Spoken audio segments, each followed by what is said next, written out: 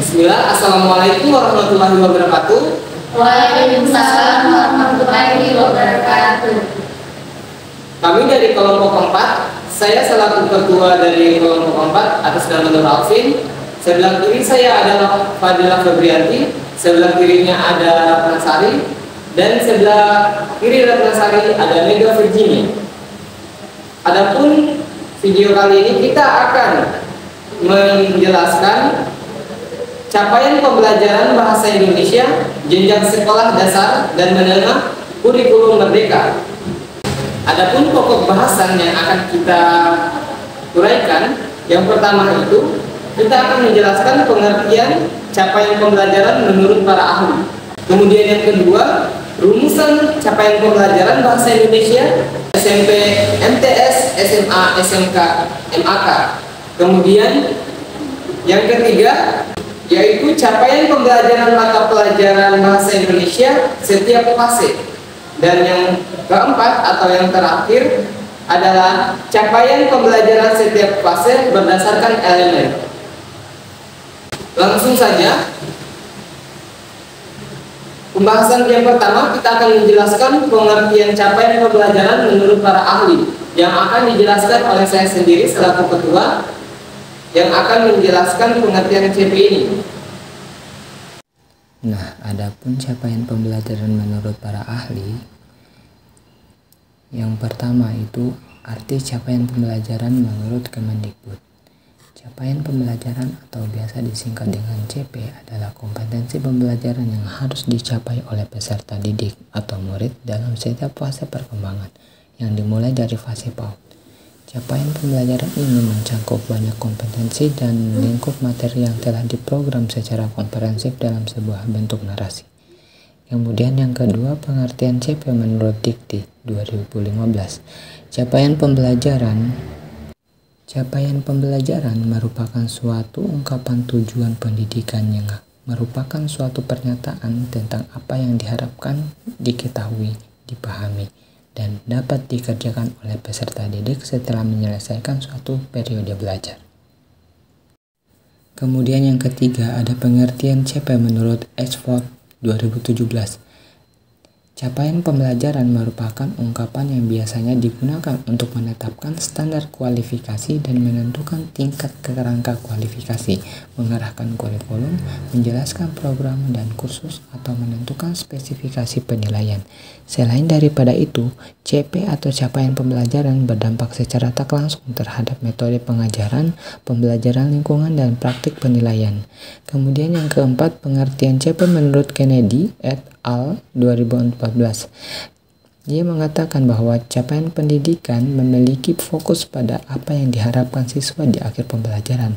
Hal semacam ini seiring sejalan dengan pendekatan student-centered dalam istilah dunia pendidikan. Selanjutnya yang kelima, ada pengertian CP menurut Gosling dan Mon 2001 dalam Mahajan dan Singh 2017. Pendekatan berbasis hasil dalam proses pengajaran siswa menjadi sangat terkenal di level internasional. Di beberapa negara ada yang sudah menggunakannya secara progresif dalam kerangka kualifikasi nasional seperti QAA, Quality Assurance Agency for Higher Education, seperti negara maju kawasan Eropa seperti di Inggris, Australia, Selandia Baru, dan Afrika Selatan.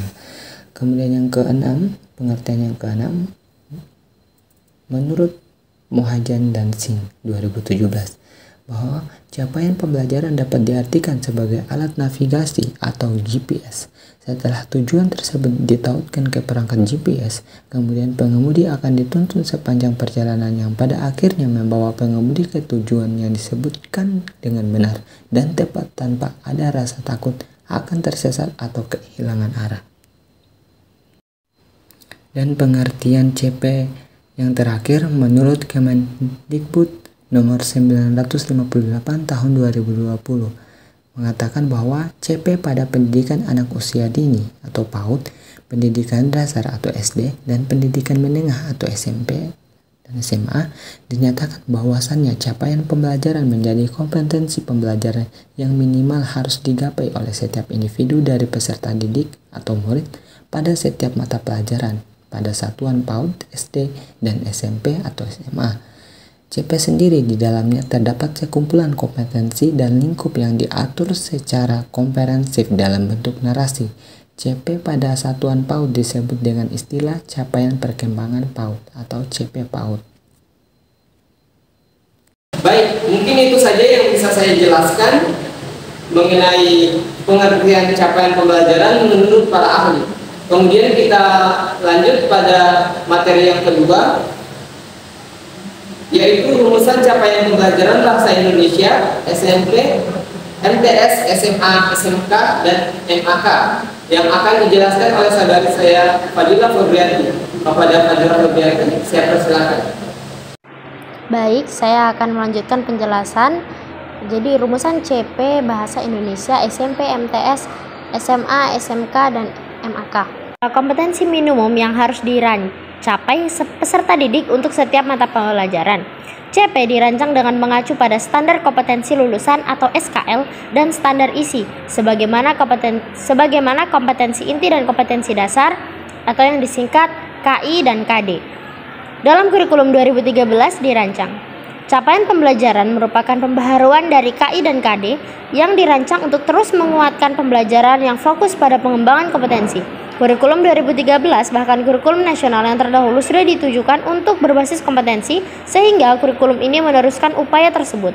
Dalam CP, strategi yang semakin dikuatkan untuk mencapai tujuan tersebut adalah dengan mengurangi cakupan materi dan perubahan tata cara penyusunan capaian yang menekankan pada fleksibilitas dan pembelajaran.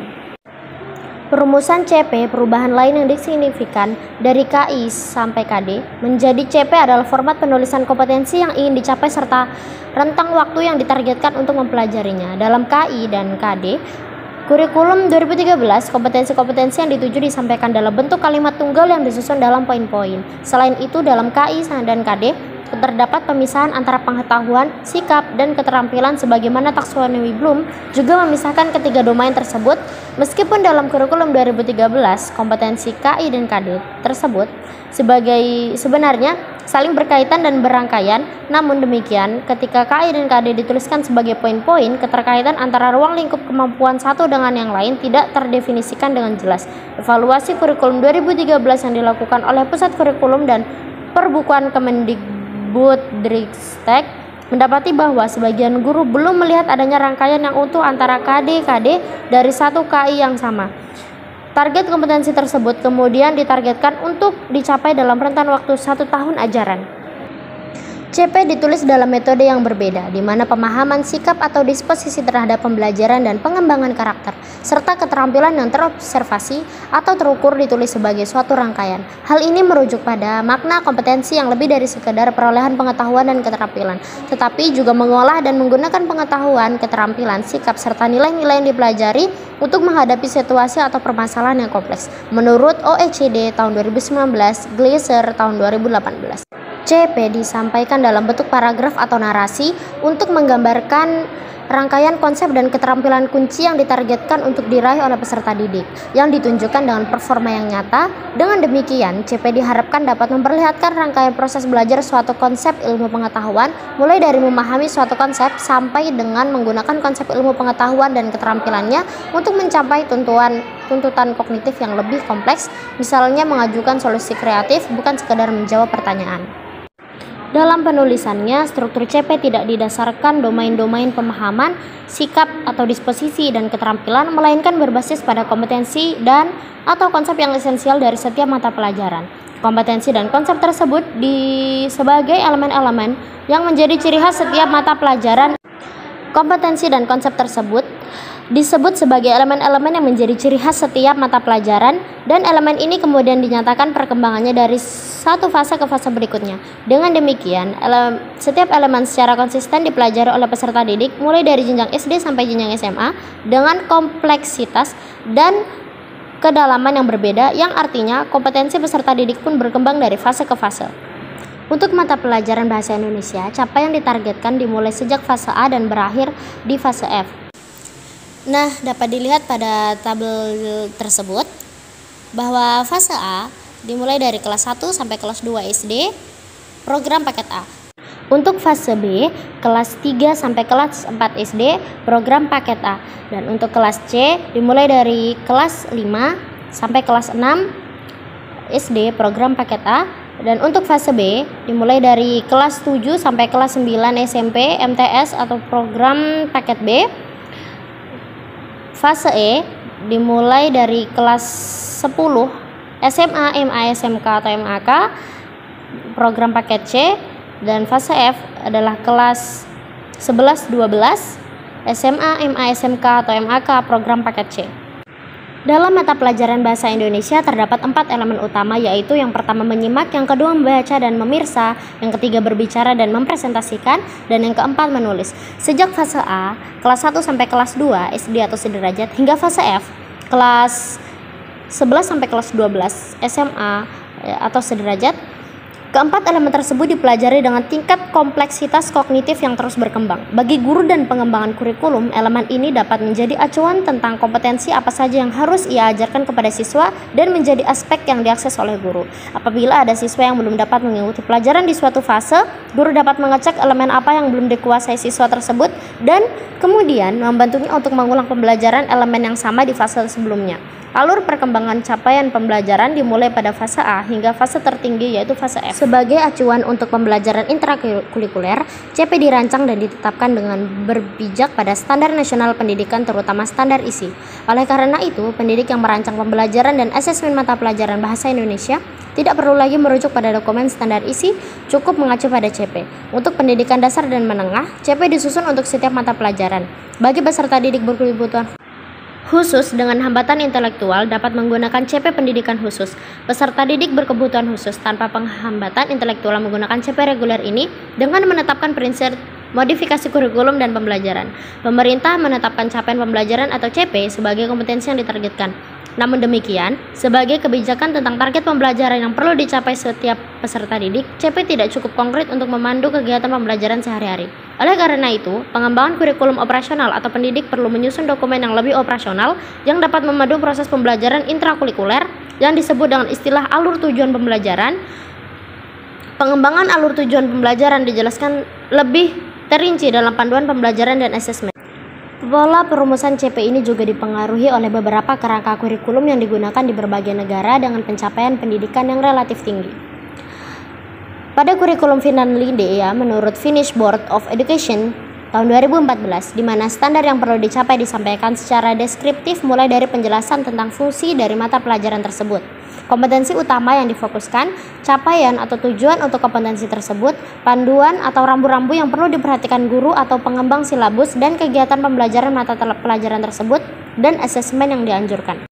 Semua komponen tersebut dijelaskan untuk setiap tahapan perkembangan. Dalam kurikulum Merdeka diadaptasi sebagai fase akan dijelaskan kemudian. Sebagai standar yang berlaku nasional, capaian merupakan tujuan yang lebih abstrak daripada tujuan pembelajaran yang dikembangkan guru dalam silabus, apalagi RPP. Berikut merupakan gambar suatu proses perancangan pembelajaran dan asesmen. Untuk dapat merancang pembelajaran dan asesmen mata pelajaran bahasa Indonesia dengan baik, CP mata pelajaran bahasa Indonesia perlu dipahami secara utuh, termasuk rasional mata pelajaran, tujuan, serta karakteristik dari mata pelajaran bahasa Indonesia. Baik, mungkin itu saja yang bisa saya jelaskan. Saya kembalikan kepada Bapak. Baik, terima kasih saudara saya Sadila Febrianti yang telah menjelaskan kepada kita semua mengenai rumusan capaian pembelajaran bahasa Indonesia jenjang SMP, MTS, SMA, SMK, dan MAK. Kemudian kita lanjut pada materi yang ketiga,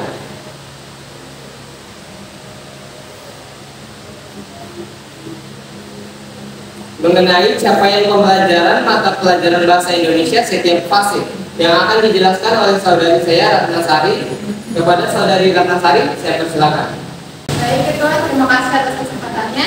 Pada kesempatan kali ini saya akan menjelaskan mengenai capaian pembelajaran mata pelajaran bahasa Indonesia pada setiap fase. Oke, langsung saja. Pada bagian C, capaian pembelajaran mata pelajaran bahasa Indonesia untuk setiap fase. Pada capaian pembelajaran terdiri atas 6 fase, yaitu fase A sampai fase F. Fase A umumnya untuk kelas 1 dan 2 SD, MI atau program paket A. Fase B umumnya untuk kelas 3 dan 4 SD, MI. atau program paket A. Fase C umumnya untuk kelas 5 dan 6 SD, MI atau program paket A. Fase D umumnya untuk kelas 7, 8, 9 SMP, MTS atau program paket B. Fase E umumnya untuk kelas 10 SMA, MA, SMK, MAK atau program paket C. Fase F umumnya untuk kelas 11 dan 12 SMA, MA, SMK, MAK atau program paket C. Pada fase A, peserta didik memiliki kemampuan berbahasa untuk berkomunikasi dan bernalar sesuai dengan tujuan kepada teman sebaya dan orang dewasa di sekitar diri dan lingkungannya. Peserta didik menunjukkan minat serta mampu memahami dan menyampaikan pesan, mengekspresikan perasaan dan gagasan, berpartisipasi dalam percakapan dan diskusi sederhana, dalam interaksi antar pribadi, serta di depan banyak pendengar secara santun. Peserta didik juga mampu meningkatkan penguasaan kosakata baru melalui berbagai kegiatan berbahasa dan bersastra dengan topik yang beragam. Peserta didik juga mulai mampu mengungkapkan gagasannya secara lisan dan tulisan dengan sikap yang baik, menggunakan kata-kata yang dikenalinya sehari-hari. Pada fase B, peserta didik memiliki kemampuan berbahasa untuk berkomunikasi dan bernalar sesuai dengan tujuan kepada teman sebaya dan orang dewasa tentang hal-hal menarik di lingkungan sekitarnya. Peserta didik menunjukkan minat terhadap teks, mampu memahami dan menyampaikan gagasan dari teks informatif, serta mampu mengungkapkan gagasan dalam kerja kelompok dan diskusi, serta memaparkan pendapat secara lisan dan tertulis. Peserta didik mampu meningkatkan penguasaan kosakata baru melalui berbagai kegiatan berbahasa dan bersastra dengan topik yang beragam. Dan peserta didik mampu membaca dengan fasih dan lancar. Fase C. Pada akhir fase C, peserta didik memiliki kemampuan berbahasa untuk berkomunikasi dan bernalar sesuai dengan tujuan dan konteks sosial. Peserta didik menunjukkan minat terhadap teks, mampu memahami, mengolah, dan menginterpretasi informasi dan pesan dari paparan lisan dan tulis tentang topik yang dikenali dalam teks narasi dan informatif. Capaian pembelajaran setiap fase berdasarkan elemen. Dan mempresentasikan informasi yang dilaporkan. Yang pertama ada seperti elemen berpartisipasi aktif Untuk dalam fase A, diskusi, peserta didik mampu bersikap menjadi pendengar yang penuh perhatian, menunjukkan minat pada tuturan yang didengar, serta mampu memahami pesan lisan dan informasi dari media audio, teks aural atau biasa disebut dengan teks yang dibacakan atau didengar, instruksi lisan, dan percakapan yang berkaitan dengan tujuan berkomunikasi. Pada fase B, peserta didik mampu memahami ide pokok atau gagasan suatu pesan lisan, informasi dari media audio, teks aural, dan instruksi lisan yang berkaitan dengan tujuan berkomunikasi. Peserta didik juga mampu memahami dan memaknai teks narasi yang dibicarakan dari media audio. Pada fase C, peserta didik harus mampu menganalisis informasi berupa fakta, prosedur dengan mengidentifikasikan ciri, objek, dan urutan proses kejadian dan nilai-nilai dari berbagai jenis teks informatif dan fiksi yang disajikan dalam bentuk tulisan, teks aural, dan audio. Tanggapannya terhadap paparan dan bacaan. Selanjutnya pada elemen membaca dan memirsa. Pada fase A, peserta didik mampu bersikap menjadi pembaca dan pemirsa yang menunjukkan minat terhadap teks yang dibaca atau dipirsa. Peserta didik mampu membaca kata-kata yang dikenalinya sehari-hari dengan fasih. Peserta didik juga mampu memahami informasi dari bacaan dan tayangan yang dipirsa tentang diri dan lingkungan, narasi imajinatif, dan puisi anak. Peserta didik juga mampu memaknai kosakata dari teks yang dibaca atau tayangan yang dipirsa dengan bantuan ilustrasi. Kemudian pada fase B, peserta didik mampu memahami pesan dan informasi tentang kehidupan sehari-hari, teks narasi, dan puisi anak dalam bentuk cetak atau elektronik. Peserta didik juga mampu membaca kata-kata baru dengan pola kombinasi huruf yang telah dikenalinya dengan fasih. Peserta didik mampu memahami ide pokok dan ide pendukung pada teks informatif. Peserta didik mampu menjelaskan hal-hal yang dihadapi oleh tokoh cerita pada teks narasi. Dan yang terakhir, peserta didik mampu memaknai kosakata baru dari teks yang dibaca atau tayangan yang dipirsa sesuai dengan topik. Kemudian pada fase C, peserta didik mampu membaca kata-kata dengan berbagai kombinasi pola huruf dengan fasih dan indah, serta memahami informasi dan kosakata baru yang memiliki makna denotatif, literal, konotatif, dan kiasan untuk mengidentifikasi objek, fenomena, dan karakter. Peserta didik juga diharapkan mampu mengidentifikasi ide pokok dari teks deskripsi, narasi, dan eksposisi, serta nilai-nilai yang terkandung dalam teks sastra, termasuk prosa dan pantun atau puisi, dari teks dan atau audiovisual.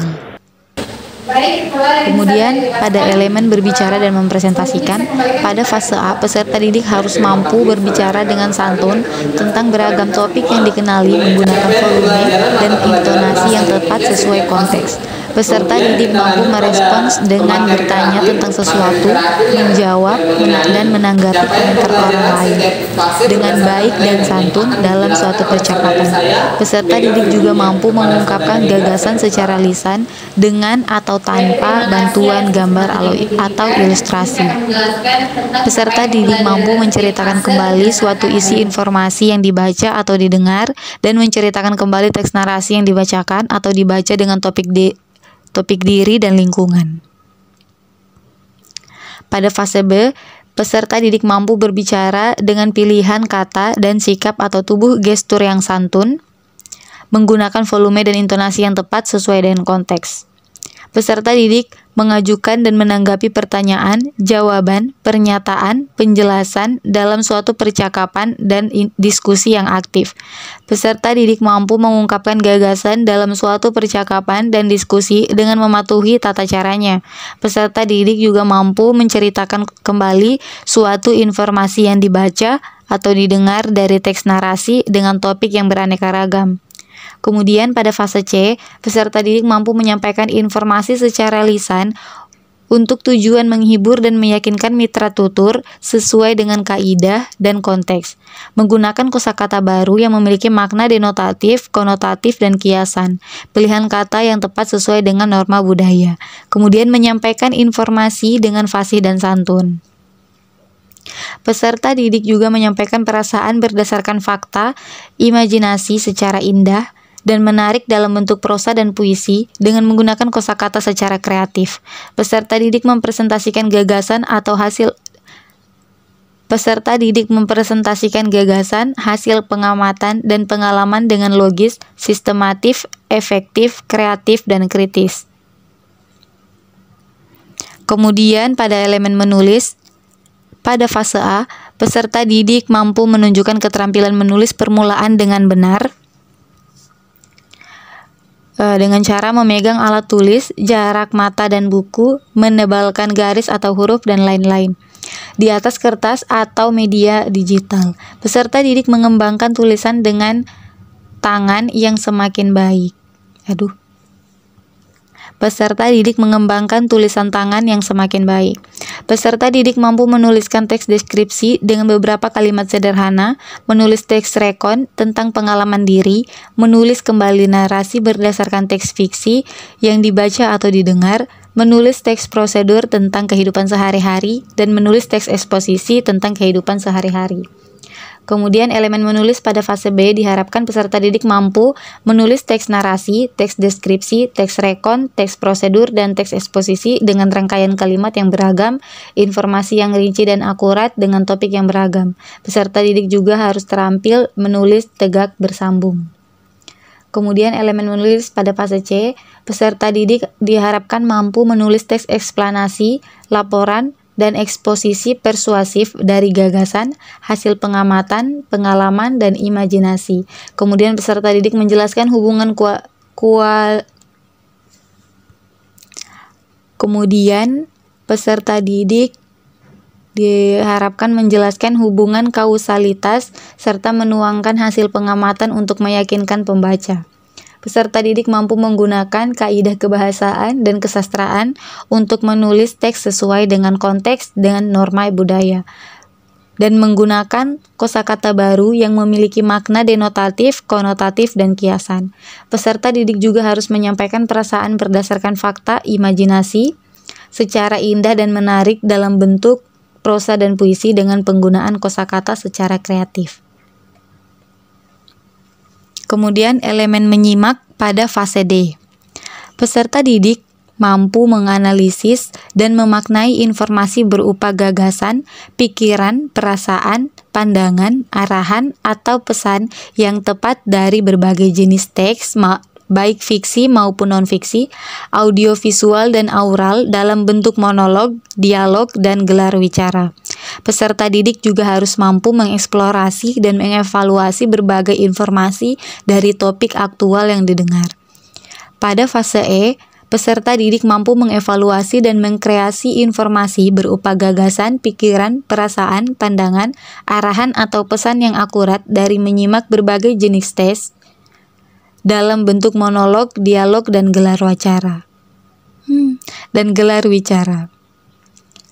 Pada fase F, peserta didik mampu mengevaluasi berbagai gagasan dan pandangan berdasarkan kaidah logika berpikir dari menyimak berbagai jenis teks dalam bentuk monolog, dialog, dan gelar wicara, kemudian mengkreasi dan mengapresiasi gagasan dan pendapat untuk menanggapi teks yang disimak.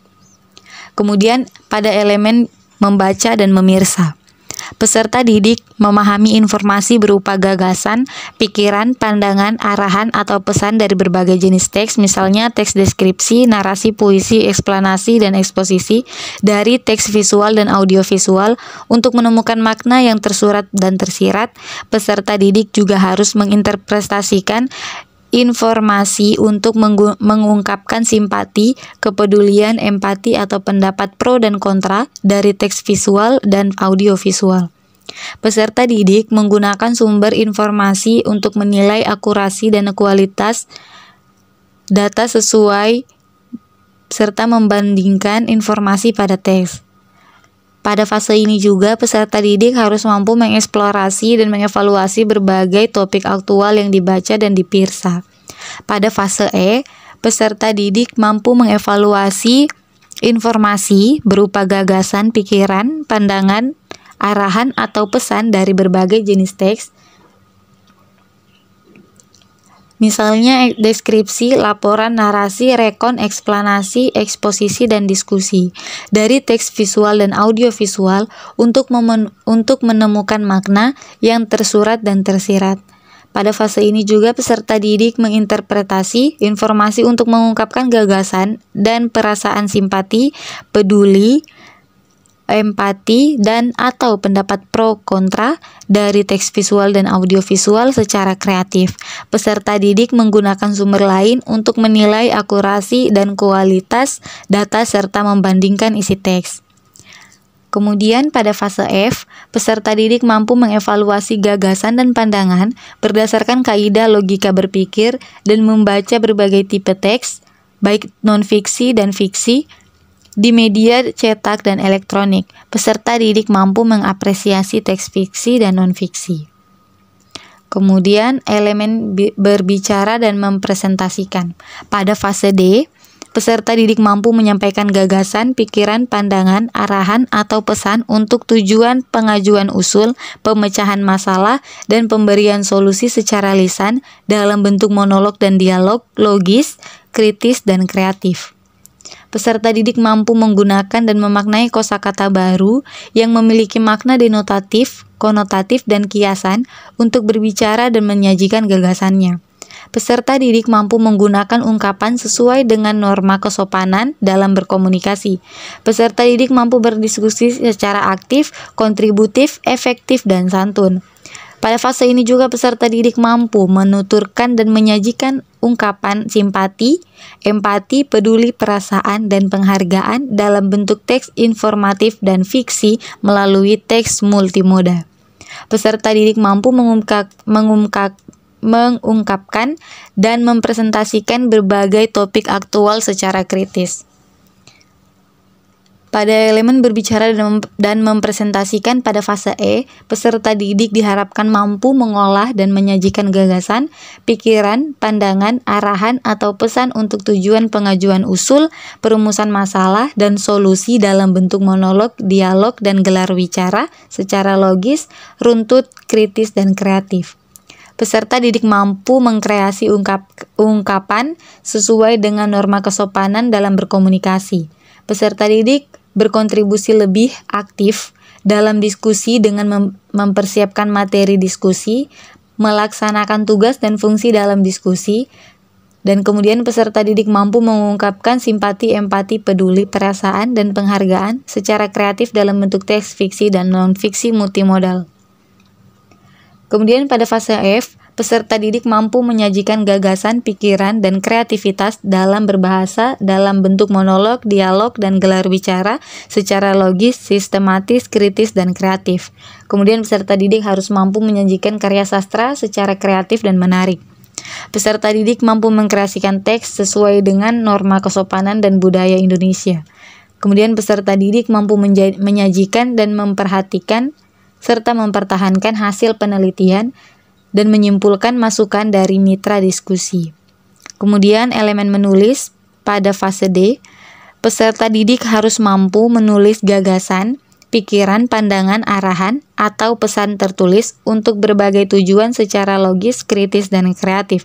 Peserta didik juga menuliskan hasil penelitian menggunakan metodologi sederhana dengan mengutip sumber rujukan secara etis.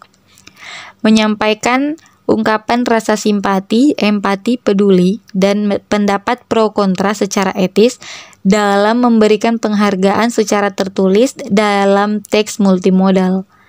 Peserta didik juga mampu menggunakan dan mengembangkan kosakata baru yang memiliki makna denotatif, konotatif, dan kiasan untuk menulis. Peserta didik menyampaikan tulisan berdasarkan fakta, pengalaman, dan imajinasi secara indah dan menarik dalam bentuk prosa dan puisi dengan menggunakan kosakata secara kreatif.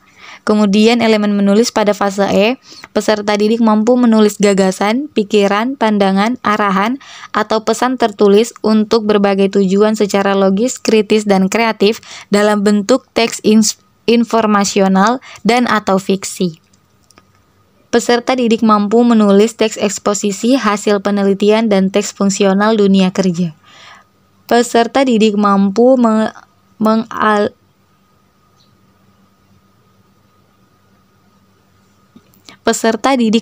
mengalihwahanakan satu teks ke teks lainnya untuk tujuan ekonomi kreatif.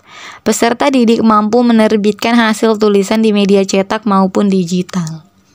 Kemudian elemen menulis pada fase F, peserta didik mampu menulis gagasan, pikiran, pandangan, pengetahuan, metakognisi untuk berbagai tujuan secara logis, kritis, dan kreatif. Peserta didik mampu menulis berbagai jenis karya sastra. Kemudian peserta didik mampu menulis teks refleksi diri. Peserta didik mampu menulis hasil penelitian, teks fungsional dunia kerja, dan pengembangan studi lanjut. Kemudian peserta didik harus mampu memodifikasi atau mendekonstruksikan karya sastra untuk tujuan ekonomi kreatif. Kemudian yang terakhir, peserta didik mampu menerbitkan tulisan hasil karyanya di media cetak maupun digital.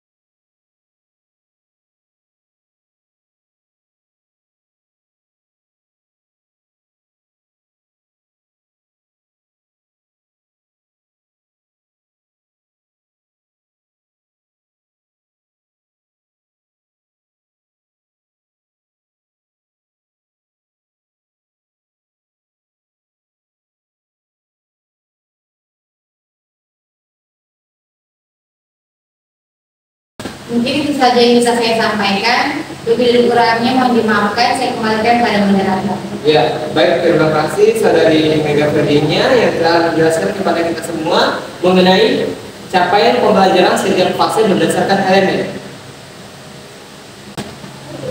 Baik, itulah tadi hasil dari pemaparan materi oleh kelompok kami sekaligus menutup video ini. Saya selaku ketua menutup dengan ucapan wabillahi taufiq wal hidayah. Wassalamualaikum warahmatullahi wabarakatuh. Waalaikumsalam warahmatullahi wabarakatuh.